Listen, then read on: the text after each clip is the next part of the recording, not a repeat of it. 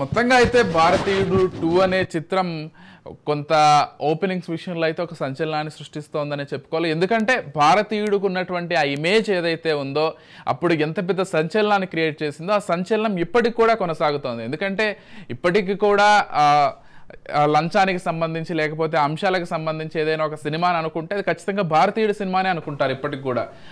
ఆ సినిమానే గుర్తొస్తుంది ఇప్పటికి కూడా. కాబట్టి ఆ మార్కెట్ ఖచ్చితంగా ఇప్పుడు కూడా ఉపయోగపడుతుందని భావించాలా? అంతే కదా, సంచలనం అనేది ఒకేసారి జరుగుతుంది, మాటికి 2-3 సార్లు జరగదు, దాని సంచలనం అన్నారు.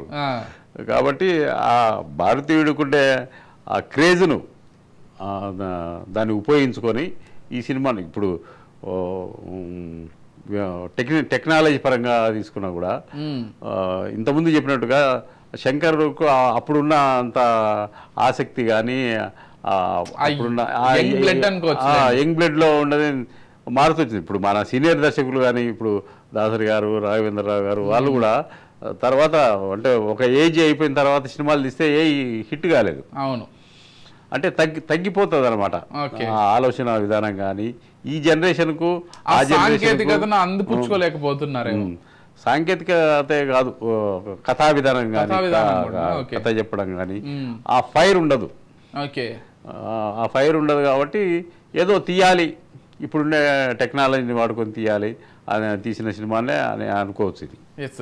ఇంకో విషయం ఏంటంటే శంకర్ విషయంలో మనం అందరం మెచ్చుకోవాల్సింది ఏంటంటే మనం ముందు నుంచి చెప్తున్నట్లు ఒక సామాజిక స్పృహకు సంబంధించి ఒక కంటెంట్ని పెట్టి ఆ సినిమా ఎండింగ్లో ఒక మంచి పాయింట్ని చూపిస్తారు.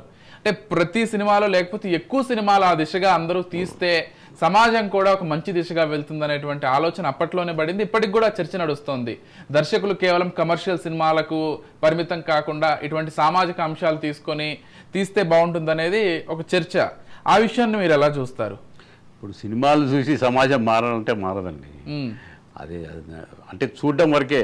ఓకే, బయటకు వచ్చిన తర్వాత ఇప్పుడు అవినీతి చేయకూడదు అని అనుకుంటాం. సినిమా పోయినాడే చూడు, టికెట్ దొరికేది అనుకో, వాడు బ్లాక్లో కొట్టాడు, అది అవినీతి కాదా? అవినీతిని ఎంకరేజ్ చేసినట్టు కాదా? ఈ సినిమాలు చూసి సమాజంలో మార్పు వస్తుంది అనేది చాలా తప్పుడు విధానం. హిట్ అవుతున్నాయి మీరు గమనిస్తే. ఇప్పుడు భారతీయుడు హిట్ అయింది, ఇక్కడ తెలుగులో ఠాగూర్ కావచ్చు, ఈ తరహాలో తీసినటువంటి లంచగొండితనం పైన తీసినటువంటి సినిమాలు సినిమా పరంగా హిట్ అవుతున్నాయి. కానీ సమాజం పైన ఎంత ప్రభావం చూపించింది అనేది సెకండ్ క్వశ్చన్ ఏమో. సో దాన్ని ఎలా చూస్తారు హిట్స్ విషయంలో? హిట్స్ విషయం అంటే దాంట్లో కమర్షియాలిటీస్ ఉంటాయి కదా, దాంట్లో చాలా విషయాలు ఉంటాయి. హీరోయిన్ తీసుకో, హీరో తీసుకో, పాటలు తీసుకో, మంచి అందమైన లొకేషన్స్ అవన్నీ ఉంటాయి. ఈ అవినీతి దాని మీద పోరాడము అవన్నీ సెకండరీ అనమాట. మెయిన్ సినిమా ప్రేక్షకుడు ఏమి ఊహించుకుంటాడు, సినిమాలో మంచి వినోదం కావాలి, మంచి హీరోయిన్తో మంచి డ్యూయెట్ కావాలి, డ్యాన్సులు కావాలి, ఫైట్లు కావాలి అని అనుకుంటాడు. అవన్నీ ఉన్నప్పుడు సినిమా ఖచ్చితంగా హిట్ అవుతుంది. ఇవి అదనంగా ఉండేటువంటి ఇది కేవలం ఒక థ్రెడ్ మాత్రమే, అవినీతి మీద ఆయన పోరాటం చేయడము. ఈ యంగ్ కమల్ హాసన్, ఆ హీరోయిన్స్ అవి లేకుంటే ఆ సినిమా ఆడేదా చెప్పు, వెబ్ సిరీస్ అయ్యేది. కాబట్టి ఇవన్నీ అదనపు ఆకర్షణలు, ఈ ఆకర్షణలన్నీ ఉన్నాయి కాబట్టి సినిమా విజయవంతమైంది. ఓకే. అండ్ కమల్ హాసన్ విషయానికి వస్తే ఆ రోజు ఆయన యాక్టింగ్ చూసుకున్నట్లయితే ఖచ్చితంగా జాతీయ స్థాయిలో ప్రతి ఒక్కరూ మెచ్చుకున్నటువంటి పరిస్థితి. ఇప్పుడు కమల్ హాసన్ చూసుకున్నట్లయితే ఆయన వయసు పైబడ్డం, ఇప్పుడు శంకర్ విషయంలో లాగా ఈయన విషయంలో ఇంకా వయసు పైబడ్డం, ఈ అంశాలన్నీ కూడా పక్కన పెట్టి కమల్ హాసన్ నటన విషయంలో ఆయన ఎప్పుడూ కూడా అదే నిబద్ధత ప్రదర్శిస్తారు, అదే అవుట్పుట్ ఇవ్వాలని ట్రై చేస్తారంటూ కూడా మీలాంటి సీనియర్ జర్నలిస్టులు చెప్తూ ఉంటారు ఆయన గురించి ఎప్పుడైనా ప్రస్తావనకు వస్తే. సో కమల్ హాసన్ నటన విషయానికి వస్తే అప్పటికి ఇప్పటికైనా మార్పు ఉందా, లేకపోతే అదే ఫ్లోలో వెళ్ళిపోతున్నారా? ఇప్పుడు కమల్ హాసన్ విషయానికి వస్తే ఆయన చేయని క్యారెక్టర్ లేనే లేదు.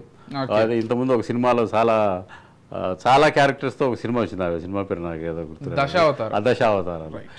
అన్నీ చేశాడు ఆయన. దాని గురించి చేయడానికి ఏముంది, ఏం లేదు.